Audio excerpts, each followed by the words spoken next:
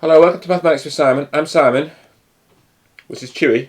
This is some British outdoor bred wafer thin honey roast ham, which Chewy will have if we together successfully get through this video, which I'm very much expecting us to do. So today we're going to talk about adding, subtracting, multiplying and dividing complex numbers.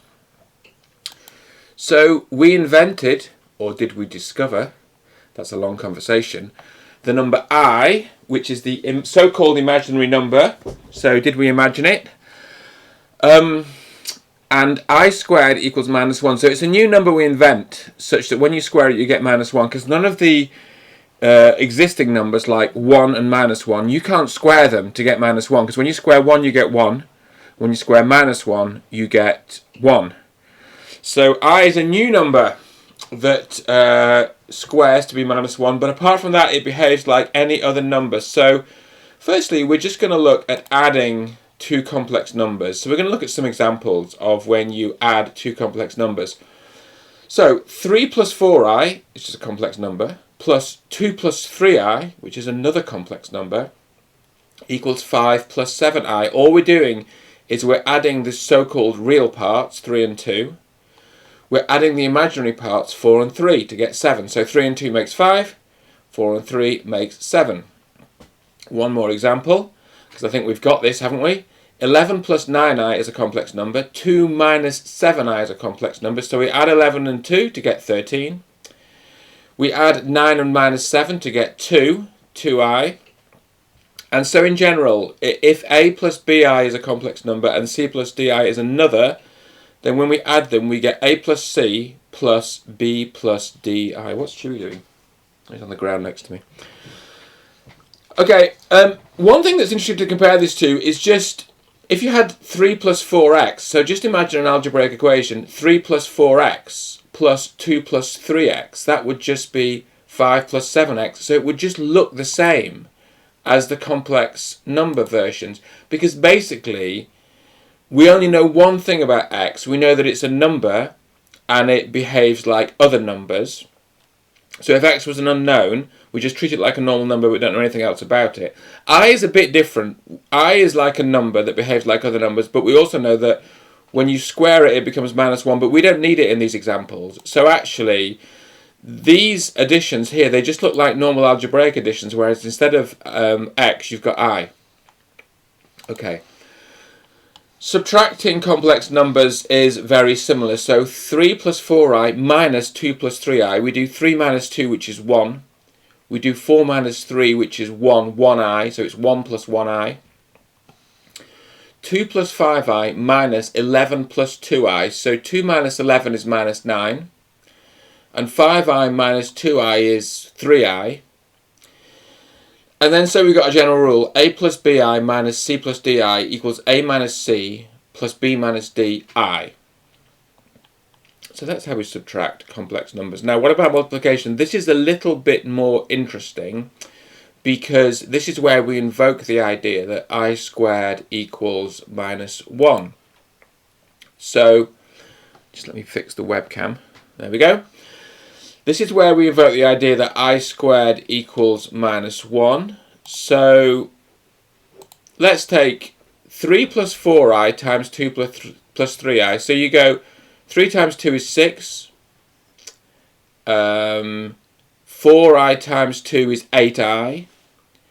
3 times 3i is 9i. But then 4i times 3i is 12i squared. I squared is -1, so that's just -12.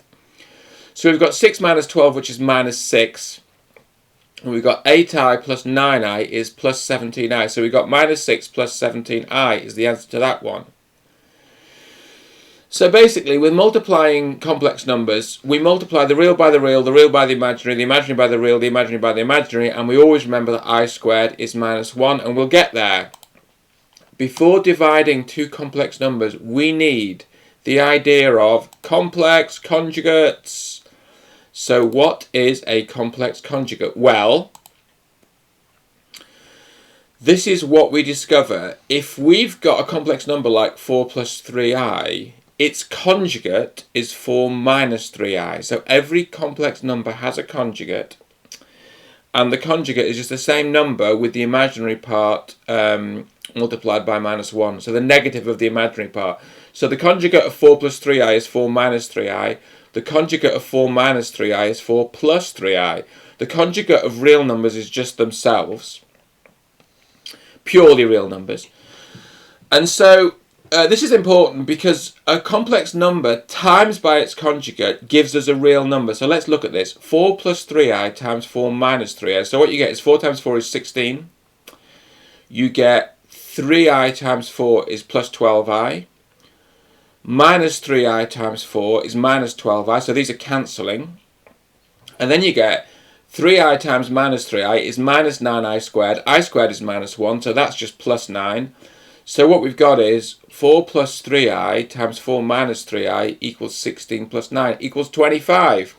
So A, that's a real number, and B, this reminds us in our video on Pythagoras' theorem that 3 squared plus 4 squared equals 5 squared, the 3, 4, 5 triangle. And actually we will see this visually in something like the Argand diagram in a future video. So that's a little teaser. But basically the important thing here is every complex number has a conjugate, and when you multiply by the conjugate you get a purely real number. So in general, a plus bi is a general complex number times a minus bi. We get a squared plus abi minus abi, they're going to cancel, minus b squared I squared, which becomes minus minus b squared plus b squared.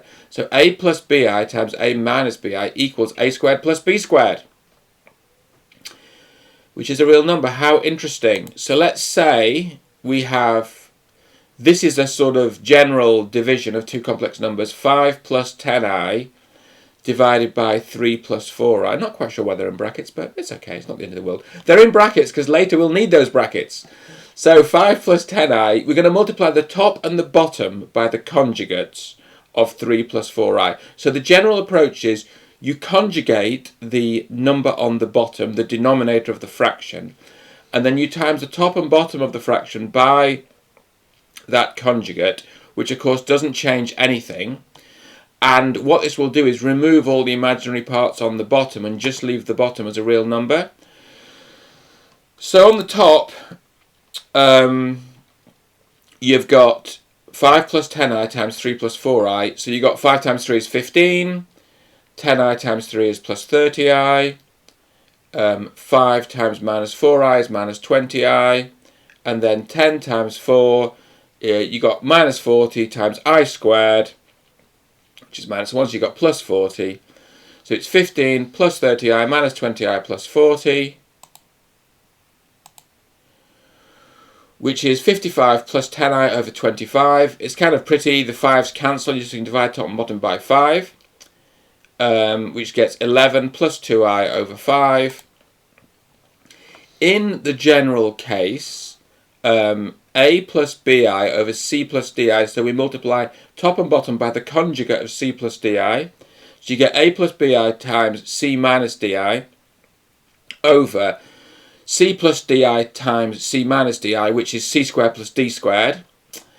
And then multiplying out the top, a times c, and then you've got bi times minus di, which should be, I'm going to change this in real time, just to show my brain is switched on.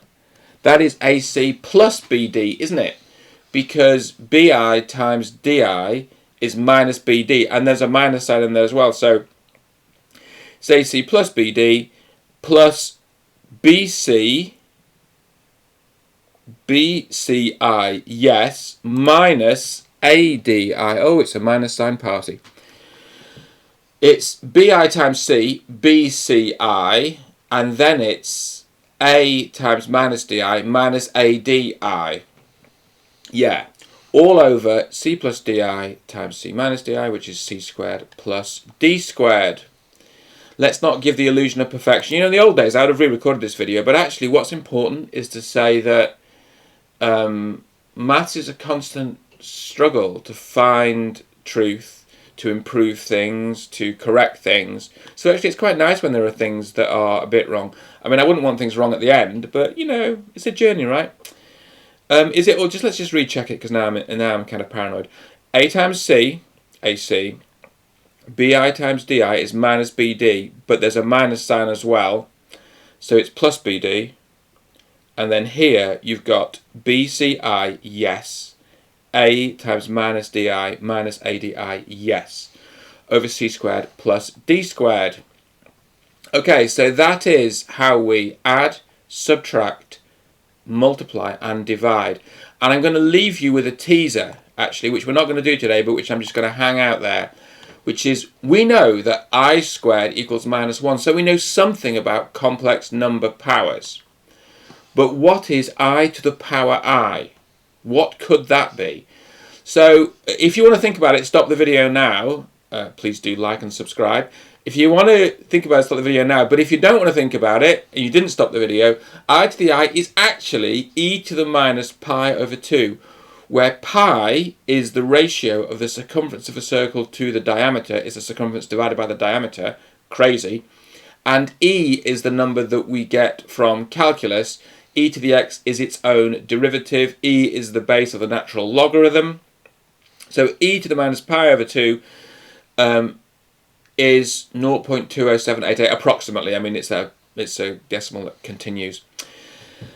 It's not a rational number, I assume, although actually I don't know if there's a proof that it's not a rational number, but my best guess is that it won't be a rational number. But isn't it beautiful that A, I to the I is a real number, so it's got no imaginary part, and B, you get it's formulated in terms of E and pi. Like, that's kind of crazy and beautiful, and we'll see the reasons why in future videos. I hope you've enjoyed this. If you have, please hit like. If you want to see more, please hit subscribe and the notification bell. I really hope you enjoy your mathematics. That's perhaps the most important thing. Send me your problems. Some people send their problems, and I send back solutions. We really look forward to seeing you next time. Here's some ham. Delicious. Outdoor reared. Let's fix the webcam for this moment when a small dog, comes and shares some ham with his dad. So, some for you, actually. Some for me. A lot for you. Oh, what a good dog. I hope you're all happy and you've enjoyed this, and we very much look forward to seeing you next time, don't we, Chew? There's no more, mate. There's a little bit in there, but really it's over. Okay, keep well, everybody.